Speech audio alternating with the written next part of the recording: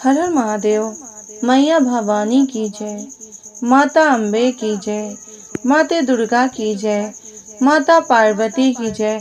तो प्रेम से बोली है गुरु बहिना सब, भोले शिव शंकर नाथ की जय, गौरी पुत्र गणेश की जय।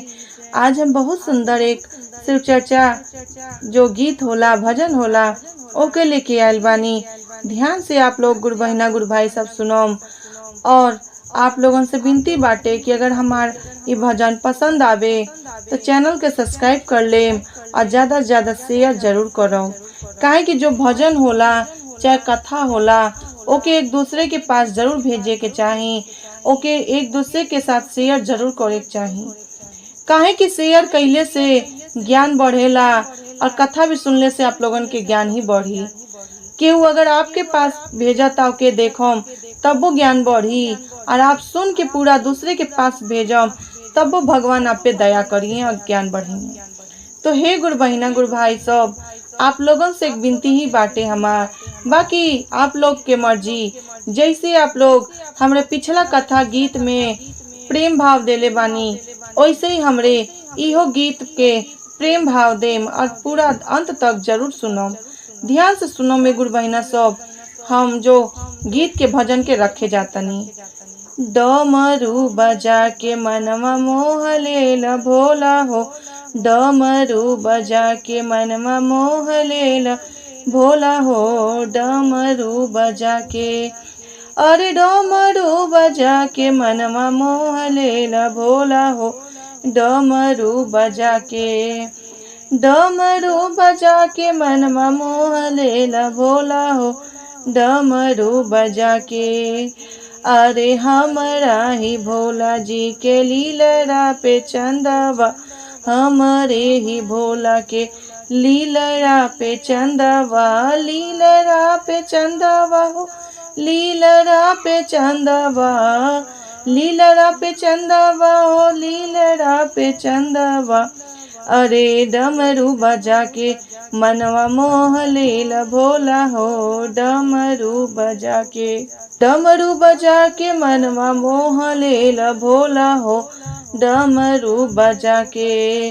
चंदवा के जोड़वा से दुनिया चमकौला हो, चंदवा के अजोरवा से दुनिया चमकौला हो, दुनिया चमकौला हो, डमरू बजा के मनवा मोह लेल भोला हो, डमरू बजा के, डमरू बजा के मनवा मोह लेल भोला हो, डमरू बजा के।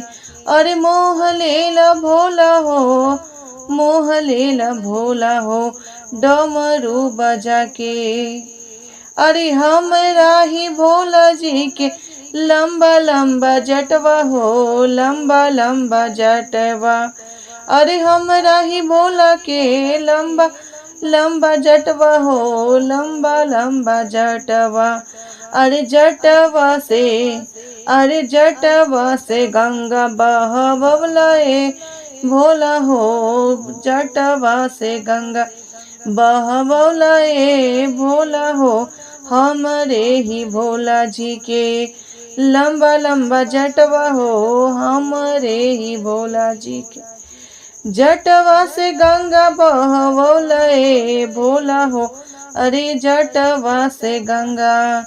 डमरू बजा के मनवा मोह लेल भोला हो, डमरू बजा के मनवा मोह लेल भोला हो, डमरू बजा के मनवा मोह लेल भोला हो, डमरू बजा के।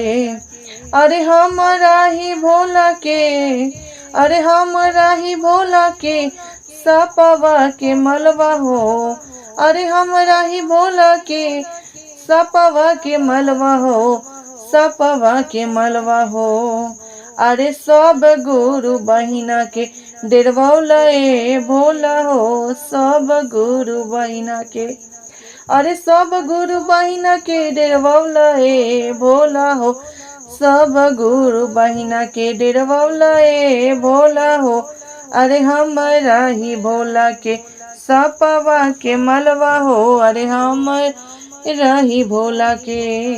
डमरू बजा के मनवा मोह लेला भोला हो, डमरू बजा के मनवा मोह लेला भोला हो, डमरू बजा के।